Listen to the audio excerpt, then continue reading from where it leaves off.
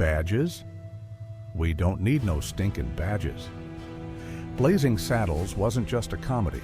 It was a grenade lobbed at Hollywood itself. A Western that mocked racism, tore down cinematic rules, and nearly destroyed its own cast along the way. Behind the laughs were seizures, lawsuits, near bans, and studio executives who wanted it buried. Today, we're pulling back the curtain on 20 weird facts about Blazing Saddles, plus a bonus fact so wild it will change how you see the film forever. Buckle up, because what you thought was just a comedy was really a powder keg of chaos. First gig, Young's Collapse. Shook Day 1.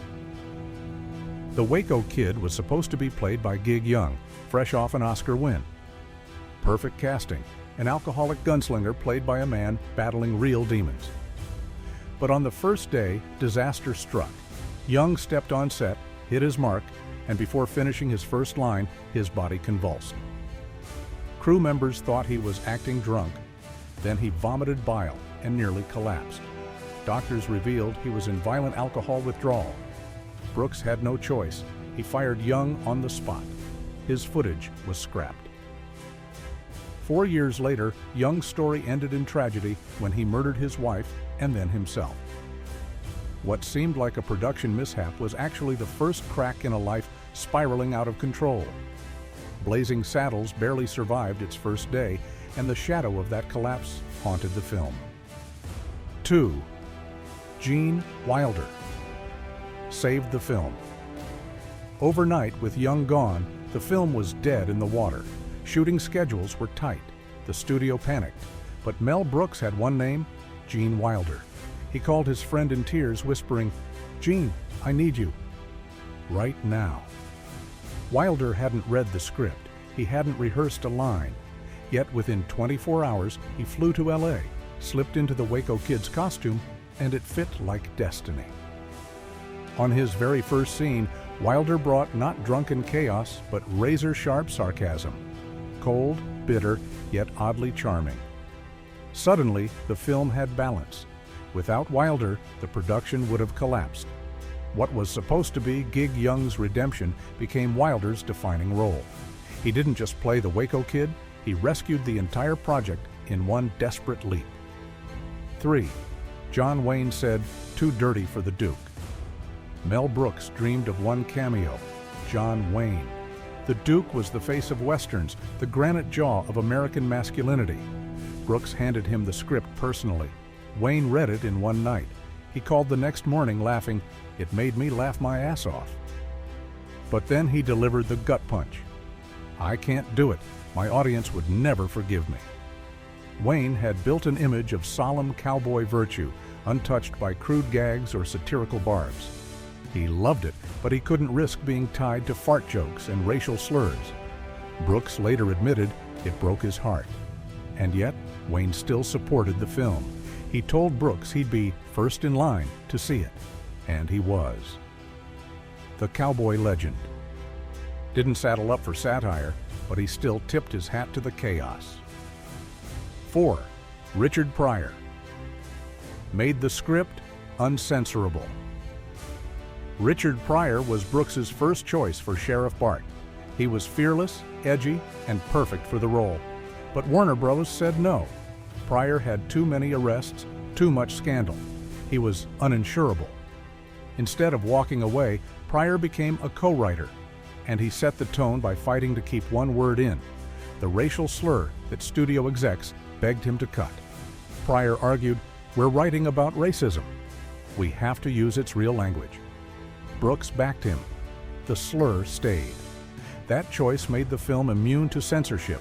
It couldn't be sanitized without losing its bite. And it was Pryor himself who suggested Cleavon Little as his replacement, bluntly saying, "He's so black it'll scare the hell out of the town." Pryor may not have worn the sheriff's badge, but he loaded the bullets that made Blazing Saddles fireproof. 5. Cleavon Little redefined the cowboy Cleavon. Little wasn't the obvious pick. Hollywood had rarely allowed a black cowboy to carry a film, let alone as a sheriff. But Pryor insisted he was perfect. On screen, Little didn't go for slapstick. He played Bart with icy wit, sly charm, and a refusal to bow. His calm intelligence clashed directly with the racist absurdity around him.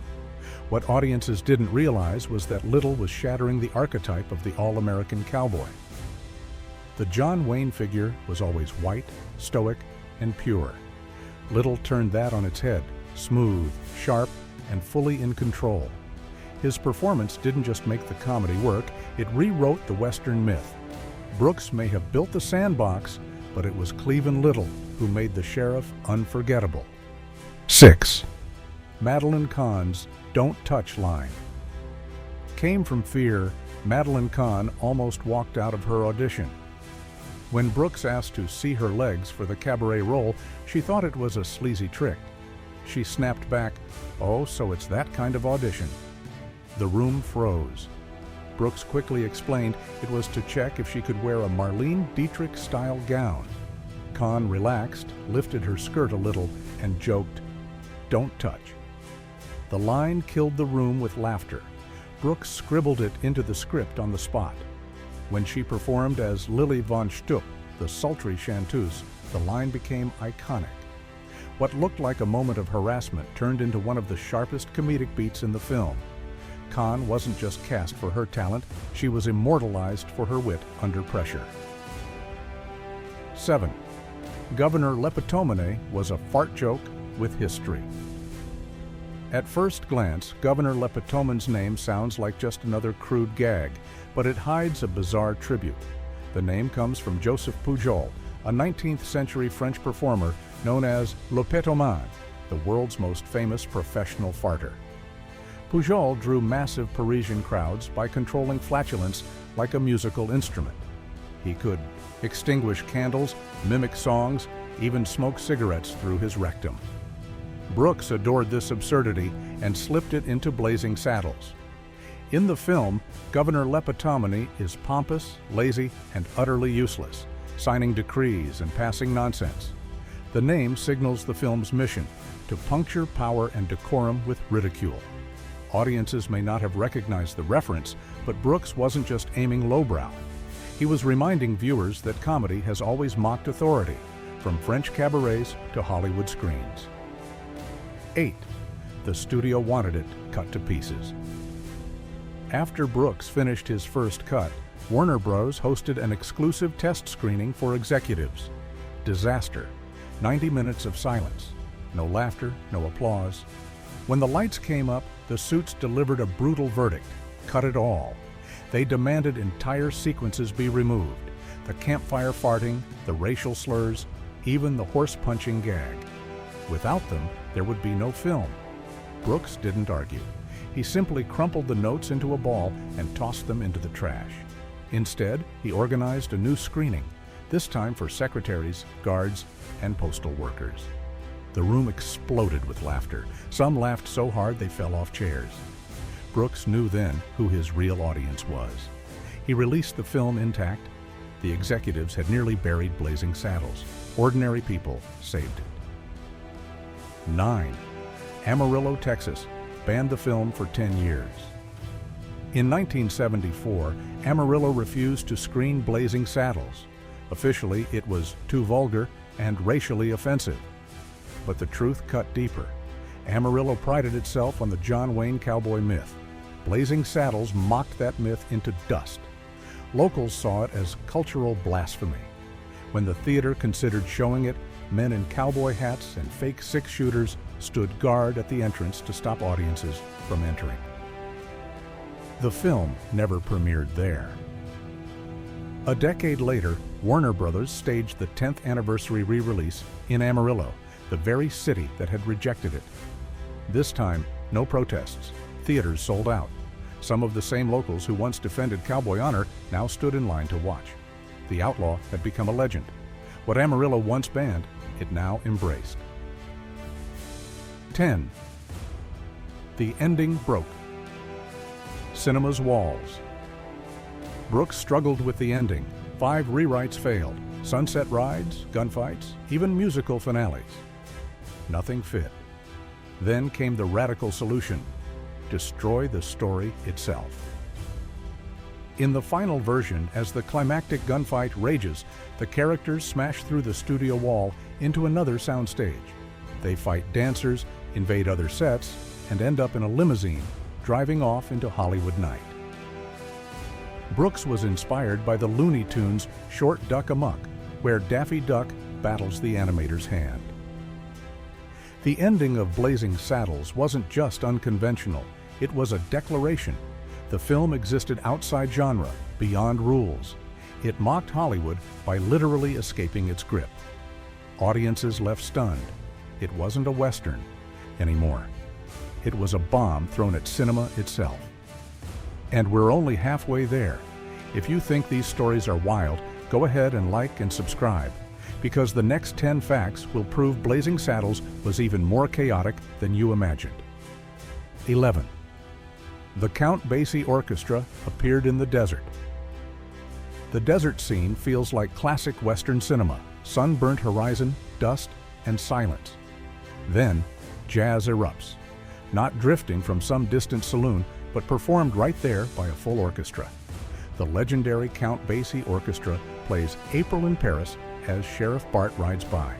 No costumes, no attempt at blending with the 1874 setting, just Basie himself conducting, cool as ever. It wasn't a mistake. Brooks staged it as a deliberate slap to cinematic logic. He wanted to rip the audience out of expectation.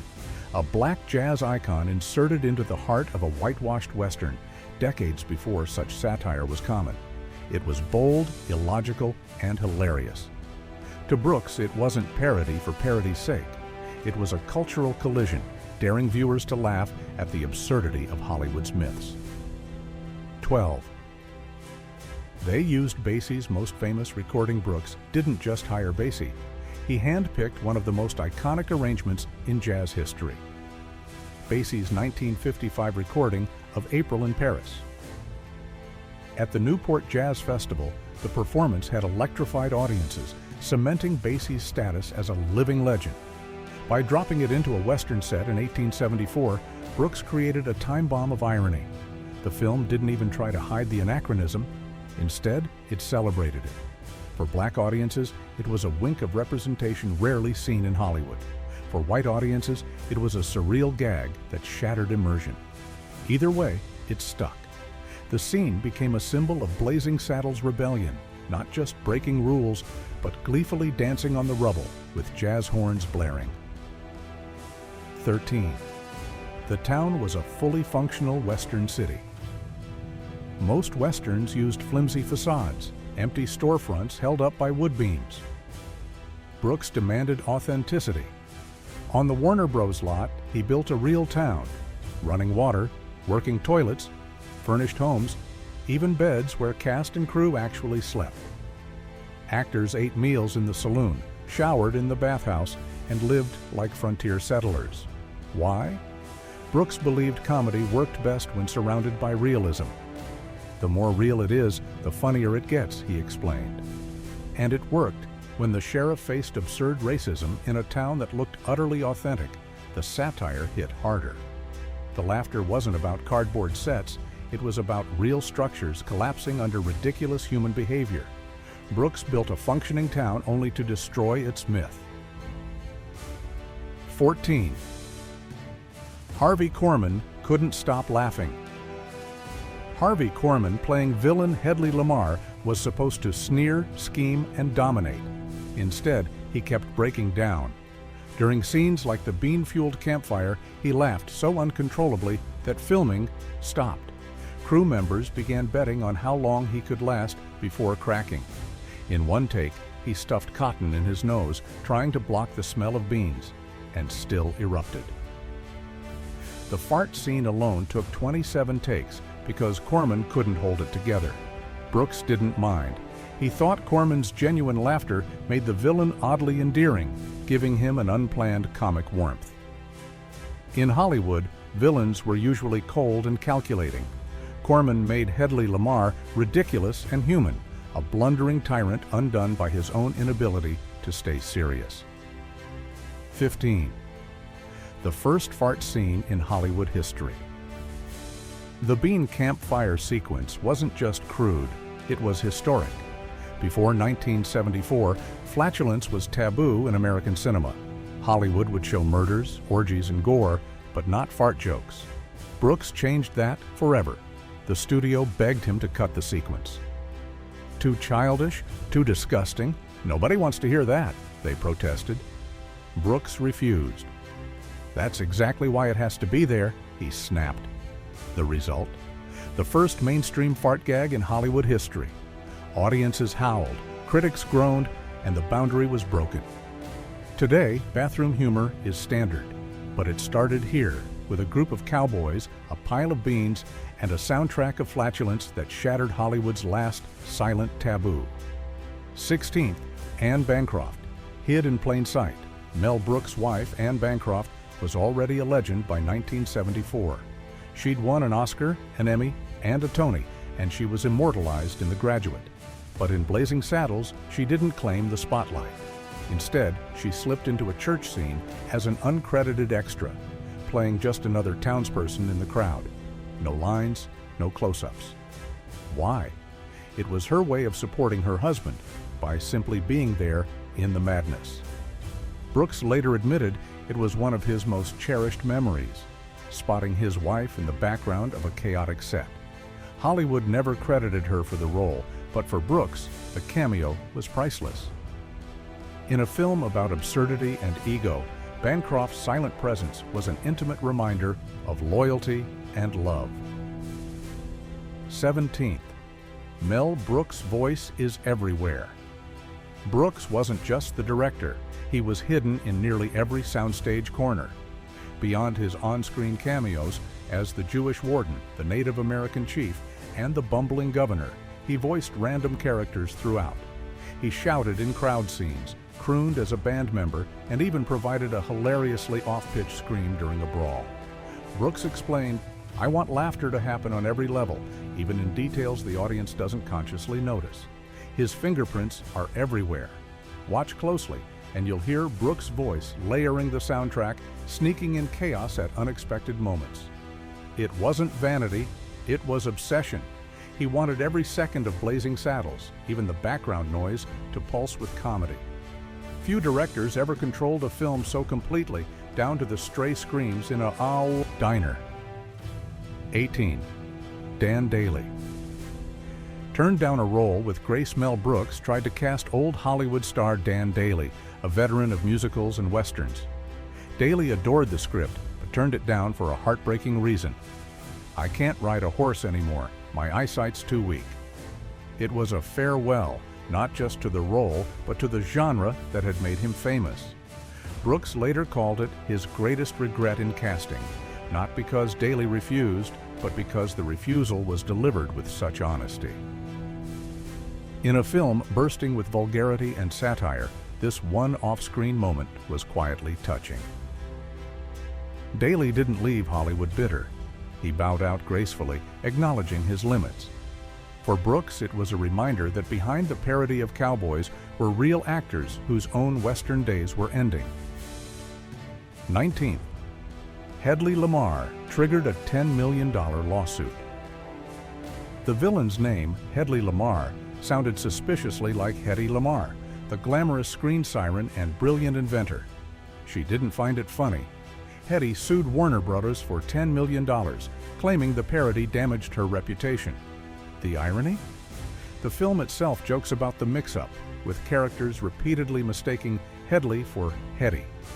Brooks settled privately for an undisclosed amount, dodging a courtroom battle. For audiences, it was just a running gag. For the real Hedy Lamarr, it was an insult. The lawsuit added another strange layer to the film's chaos, reminding Hollywood that even jokes can have real-world consequences. What was intended as satire ended with lawyers, payouts, and one angry star. 20th, a modern-day content warning. Nearly 50 years after its release, Blazing Saddles remains controversial. On HBO Max, now simply Max, the film plays with a mandatory content warning. Before the opening credits, viewers watch a short introduction by Jacqueline Stewart of the American Film Institute, explaining its historical context and racial satire.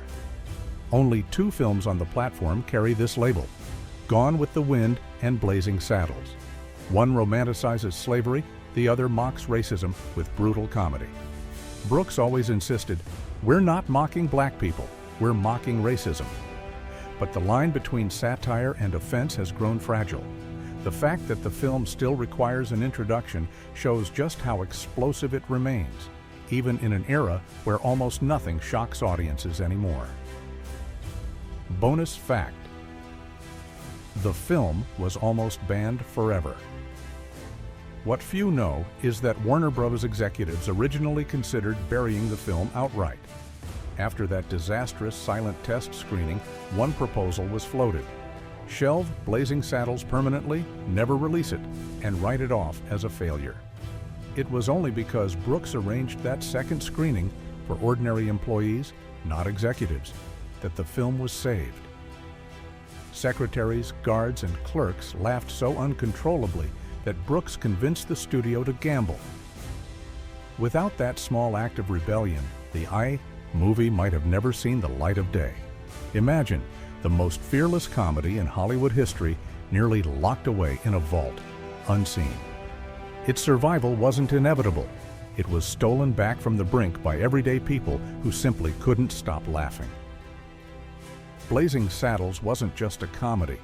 It was a war against Hollywood's safe rules, fought with beans, fart jokes, lawsuits, and sheer defiance.